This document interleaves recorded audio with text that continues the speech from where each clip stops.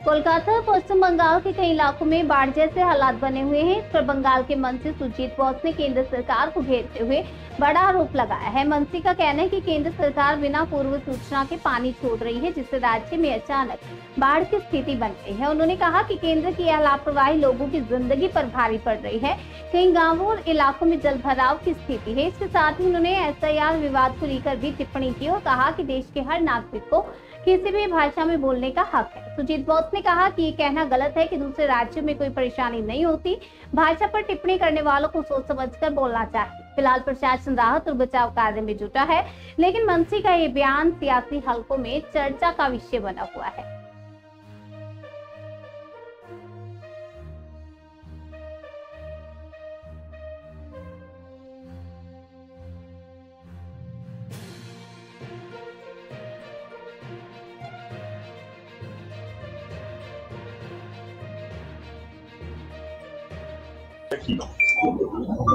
মূলত মাননীয় মুখ্যমন্ত্রী আমাকে গতকাল বলেছেন যে একটু মুর্শিদাবাদ এবং মালদা তুমি একটু দেখে আসবে কোথায় জল টল কিছু আছে কিনা এবং সেখানে কিছু পরিস্থিতি তুমি দেখতে আমাকে পাঠিয়েছে। বিভিন্ন জায়গায় তো জল ছাড়া হচ্ছে,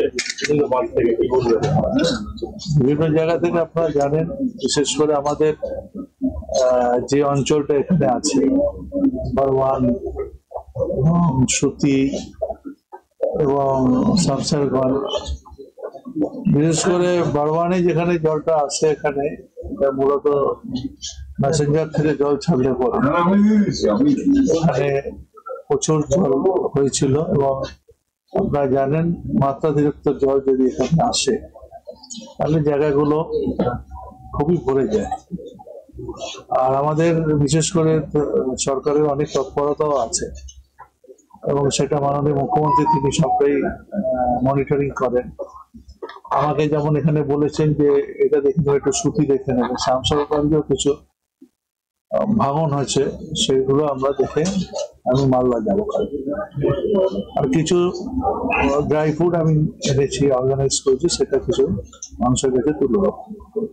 আমরা মনে করি মাননীয় মুখ্যমন্ত্রী তিনি সবসময়, কালকেও আমাকে বলেছে, কালকে এখানকার ডিএমরা গেছিলেন, কালকে একটা মিটিং ছিল নবান্নতে আপনার জানেন।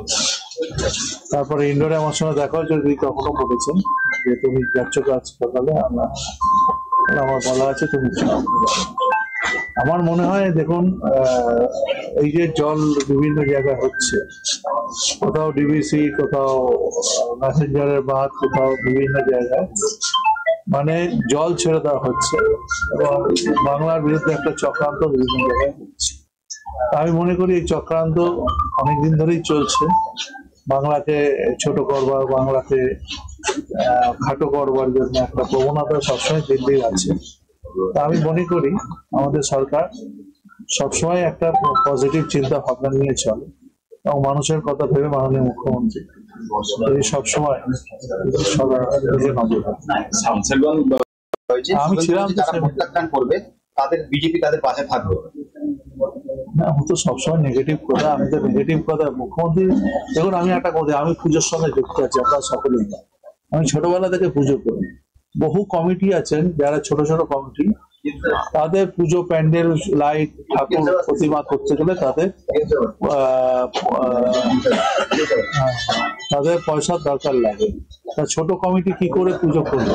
মুখ্যমন্ত্রী যথেষ্ট ভাবে যেটা টাকাটা কাউকে স্যাংশন করছে 1,10,000 টাকা করে, ভালো আছে, ঠিক আছে, এক মিনিট এটা করে নিয়ে 1,10,000 টাকা করে উনি দেবেন বলেছেন। দ্বিতীয়ত উনি বলেছেন যে ইলেকট্রিসিটি বিলের 80% তিনি বলেছেন অফ করে দেবেন। তৃতীয় কথা তিনি বলেছেন দমকল এবং পৌরসভা থেকে কোনো ফিস সরকার নেবে না। একটা পুজো কমিটির পক্ষে এটা ভালো জিনিস, এটা পজিটিভ, এটা সবাইকে স্বাগত জানানো হচ্ছে। এবং কালকে যারা ওখানে উপস্থিত ছিল এবং যারা ভার্চুয়ালি ছিল সবাই কিন্তু খুশি হয়েছে। তার কারণ একটা দুর্গাপুজো যারা করে, আমি অনেক ছোটবেলা থেকে পুজো করি, আমি জানি একটা দুর্গাপুজো মানে বিরাট ব্যাপার। দুর্গাপুজো মানে 5 দিনের পুজো, খরচা লাগে দুর্গাপুজো করতে। আর যারা করছেন